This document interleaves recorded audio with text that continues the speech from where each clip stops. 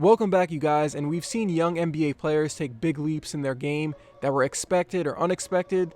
They become top 10 or top 20 guys in the league because of their individual offense or defense. But none of them are perfect players, and even at their best have flaws that hold them back individually and their team. These players are all obviously really good, and some of it might be kind of nitpicky, but they all can get better. There is about 15 to 20 players on here, so when you go through them all, let me know which ones you agree with on their weaknesses, or if there's something more specific they need to work on. Every player in here is right at 25 years old or under, and I'm going to be doing this in another video for guys who aren't 25, so let's go into player number 1. Bam Adebayo took one of the bigger leaps you will see a center take in the last NBA season. He proved that you can run half-court offense with him in tight playoff games, he can compete on the glass, and looks like someone who will win a Defensive Player of the Year trophy. He's basically everything you want in a center. You can't attack him on switches like other centers because of his agility, and because he's so smart, he'll recognize a team offensive play and blow it up. But the two things holding him back from becoming a true perfect center is his outside shot and low post game. Bam has made strides on his outside mid-range shot, but it's not like he's LaMarcus Aldridge level or anything, and he doesn't take threes. I think the bigger weakness is his low post game. In the high post and in the elbow area, Bam is pretty good there, like he can take advantage, but in the low post, you can definitely stop him. He needs to take advantage of dominating players that are weaker than him so he can bail out Miami's offense with some jump hooks or fakes underneath the rim. Trae Young took a big leap in his second season, putting up 30 points per game, improving his three-point and regular field goal percentage. He got even better at bending defenses with his pick-and-roll shooting and passing, but we all know what his weakness is. It's his defense, pretty much whatever type of defensive play you want to focus on. He's really small compared to other NBA players, which makes him bad in isolation defense. He's bad when trying to get around a screen. He can get out-muscled. He can't block shots. He doesn't really get steals, and he doesn't have the greatest attention to detail overall. It's going to be really hard for the Atlanta Hawks to build an average defense around Trae because he can get attacked anywhere. Trae's defense is why Atlanta has gone out to get big small forwards and just drafted a defensive center in the first round to make up for his mistakes. Trae also turns over the ball a ton and can sometimes be a ball hog, but it's the defense overall. It's not impossible for Trae to become a better defender. He's really fast, so he should be able to chase shooters and stay in front of guards. So hopefully over the next 3 to 4 years, Trae can become a below average defender. I think that's a reasonable expectation. The Denver Nuggets do not come back from 2 3-1 leads against the Utah Jazz or the LA Clippers without Jamal Murray turning into Steph Curry behind the three-point line. He was giving the Jazz, Clippers, and Lakers a lot of trouble with his two-man handoff game and his dribble drive shoot game off a pick and roll. His defense has gotten slightly better every season. At 23 years old, he's making the right strides going forward. But we still need to see this play over an entire regular season. The bubble was the best games he has ever played. He needs to prove he can lead an elite offense every night over a long NBA season, because there are some games like opening night against Sacramento where you're like, is this guy on the court, and did the Nuggets really give him a $170 million extension? Jamal isn't consistent sometimes, and he plays kind of weird when his shot isn't on. His weakness is his night-to-night stability. Murray clearly has the skill as a point guard to do it, it just doesn't happen every night. Karl Towns has become somewhat underrated in my opinion. I don't like the underrated or overrated thing too much, but he's a 3-level offensive scorer at the center position, and you don't see that ever.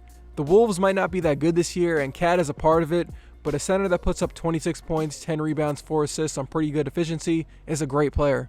His weakness, you might say, is defense, and it definitely is not good, but I would say his weakness is his strength for a center. You rarely see guys like Bam Adebayo ever getting completely outmuscled on the perimeter or in the paint. You can outmuscle Cat in the paint or when he's posting up, and it will throw him off his game, and that will lead to bad defense, and the Wolves have had bad defenses every year since he's been there. He also doesn't have the most fluid mobility when moving out against guards, and that hurts the Wolves' defense as well. If Towns can get stronger, it will clean up a lot of the stuff in the paint on defense. Nikola Jokic has proved something we weren't sure could happen again in the modern NBA, and that is building an elite offense around a center. His passing, post play, and three-point shooting and two-man game with Nuggets guards has made him into a top 10 player in the league, but his defense has held him back and the Nuggets back even at times when they were deep in the postseason. Unless he becomes more agile over the next few years, you'll never be able to build an elite defense around him unless the Nuggets bring in guys with a similar mold of like Robert Covington, Paul George, Marcus Smart, and other all-NBA defense type guys. It's hard to find defenders like that. Most guys are just average on that end, so you're going to have an average or below average defense with Jokic. He isn't a shot blocker, he's not an elite help defender, and he has a tough time defending out on the perimeter and against guards. A good thing going for him is his conditioning has improved, but he needs to clean up his defensive mistakes if he ever wants the Nuggets to become a solid team on the other end. Luka Doncic is your prototype as an NBA Finals level #1 option that you can run the whole offense through. He's 6'7", can see over anyone to make a pass, can get you 30 points, and do a bunch of other things that you can't teach, but he's not perfect and has a few weaknesses, but here's one he needs to focus on to make his offense more complete. Luka needs to clean up his step-back three-pointer consistency and his shot selection when he's shooting threes in general. He took a slight step back when he shot 32% from three in the 2020 season, which is well below the league average. That pull-up three-point shot that guys like Dame, Harden, Kyrie, Durant, and other superstars shoot, break down defenses, and while Luka can shoot it here and there, he's not making it at a level other stars are. At 24 years old, Ben Simmons' versatile defense and playmaking in transition has made him into a top 20 or top 25 player wherever you have him. In the last 2 seasons, his defense has surpassed pretty much everyone's expectations. Even at 6'10", 240 pounds, guys this young don't normally become as effective as he does as a defender. But Ben hasn't evolved into an all-NBA playmaker or shooter in the half court yet. It's not that he just can't shoot, it's also that his playmaking gets worse in tight situations because teams can sit back on him and play one-on-one and force him into one of those tough one-handed hook shots or layups he takes. You can take away his effectiveness in the half court, and when you pair him with a below-average three-point shooting center, it can get ugly. For Philly's offense to take the next step, Ben has got to start making outside shots. Devin Booker has been putting up big stats on losing Phoenix Suns teams for his entire career.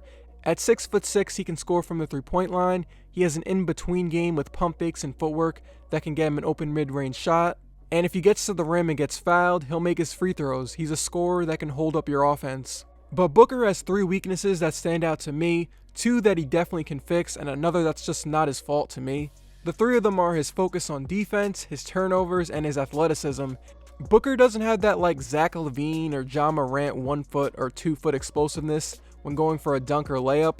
He's athletic but not a super athlete, and that's okay because he has other ways to score. The others are his assist to turnover ratio and effort on defense. He has the size to compete with other wings, so with a better Phoenix Suns team, he should put up more effort on that end. And even though he has big assist numbers sometimes, he gets careless with the ball and that will hurt the offense. So if there's one thing he can fix, it's the attention to detail when he's playmaking. He can take the Phoenix Suns offense and his individual game to another level if he cleans up his turnovers and becomes a better passer. Donovan Mitchell was picked 13th in the NBA draft back in 2017 and pretty much exceeded all expectations and then looked like the best offensive player in the first round of the bubble. But he's not perfect, and the one thing that's holding him back is on-ball playmaking. Mitchell averages 4 assists per game and turns it over about 3 times a game for his career. He's not a natural passer or lead ball handler and needs another point guard next to him to set up offense. He'll miss guys when they're open, he'll over-dribble, which gets him in trouble sometimes. He's already a creative scorer, so he needs to get better at finding teammates to make Utah's offense even better. Jayson Tatum cleaned up a lot of weaknesses in his game at just 22 years old. He became a borderline All-NBA defender. He got better at making pull-up three-point shots and proved he can be the #1 option on a conference finals team, but he's got a few more things he can clean up as well. Tatum is not the most natural finisher. He shot 48% from 2-point range in the 2020 season, which isn't that great for a guy his size. He is a really good scorer, but he doesn't have that elite dribble explosiveness where teams have to send a double before he gets going to the rim. He's kind of like Paul George in a way where he avoids contact, which is why he only averages about 5 free throws a game. And I don't even think he's taken a free throw so far against the Bucks or the Nets this season. Tatum has got to start putting his head down and getting to the free throw line, which will open up his playmaking. Kristaps Porzingis is a natural floor spacing center. He can drive to the rim on occasion and defend the rim at a high level, but his weakness is durability. He's had so many lower body injuries that the Mavericks have to be careful with how they manage his minutes going forward. If Porzingis was as durable as Ben Simmons or one of these other guys that play every other night, he'd be way higher on player rankings. Brandon Ingram is getting more and more comfortable as a guy that can score at the top of the key. He's getting better as a three-point shooter, off the pull-up and off the catch. He's getting better as a 1 or 2 dribble playmaker, and his height and length make him tough to block shots on. He can get shots whenever. Now, while his size is a mismatch on offense, he hasn't turned that into a major strength on defense. Bigger wings can outmuscle him and smaller guys can weave around screens and get him out of position when he's chasing them. I think his strength and attention to detail and defense overall is the bigger issue going forward because he can clean up that offense stuff with more reps. Domantas Sabonis got his first All-Star nod last year, and it's too bad he won't be able to play in Indiana this year for the All-Star game if he made it again because it got canceled. Sabonis at 6'11" is really skilled, efficient, and a strong big man that is tough to stop inside when he has his defenders sealed. He puts a lot of stress on defenses underneath the rim. But if the Sabonis and Miles Turner duo ever becomes dominant, or if they trade Turner and make Sabonis the full-time center, Sabonis should be able to add a three-point shot. His defense is mostly average to below average as well, but if he added a three-point shot, that would take him to another level. So for these last couple of players, they haven't made an All-Star team yet except for one of them, but I think they are pretty close to it or already there to star level, I guess. Plus, I just want to talk about them in general because they're under 25 and pretty good. Zion Williamson hasn't made an All-Star game yet, but honestly, he basically was a top 35 player last year in the regular season. He was pretty much unguardable near the rim, but his conditioning was a major problem, and he couldn't stay on the floor in the bubble. You can pick out his defense, his shooting, his pick and roll ball handling as a weakness, but I'm going to say it's his conditioning because I think if he has the ability to play longer minutes, you'll naturally see improved defense and focused on both ends. De'Aaron Fox had a really good second year that almost put him in the All-Star game, but a mediocre third year. He's your typical high-usage point guard that can put major pressure on the rim, draw fouls, and pass to open teammates, but his major weakness going forward is outside shooting. Fox shot only 35% outside the paint last year, and that isn't much better than the 34% he shot outside of it as a rookie. He's got to fix that. Jaylen Brown didn't make an All-Star team, but he's the perfect Swiss Army knife secondary player. He can defend, he's a willing shooter, he can get out in transition, and he's improving as a ball handler. He's worth that contract he got. But for an entire season, he hasn't shown that he's a natural play creator. He's getting better, but he's still kind of stiff with his dribbling. His next step of development is becoming more effective of breaking down his defender to create shots for himself and other teammates. Ja Morant is going to take a big leap this year in my opinion. It's really rare you see a rookie or even a second or third year guy be the leader of a team and have your teammates take on your personality. But similar to De'Aaron Fox, his outside shot is his next area of improvement. High usage players that can't shoot from the outside hurt your offense even when they're good individual players. The last guy on here is DAngelo Russell, and I'm going to be honest, I'm pretty low on Russell as your lead creator. He averaged 22 points and 7 assists in the games with Minnesota, so maybe this year with a full season, he can turn that into a run for a play-in playoff game.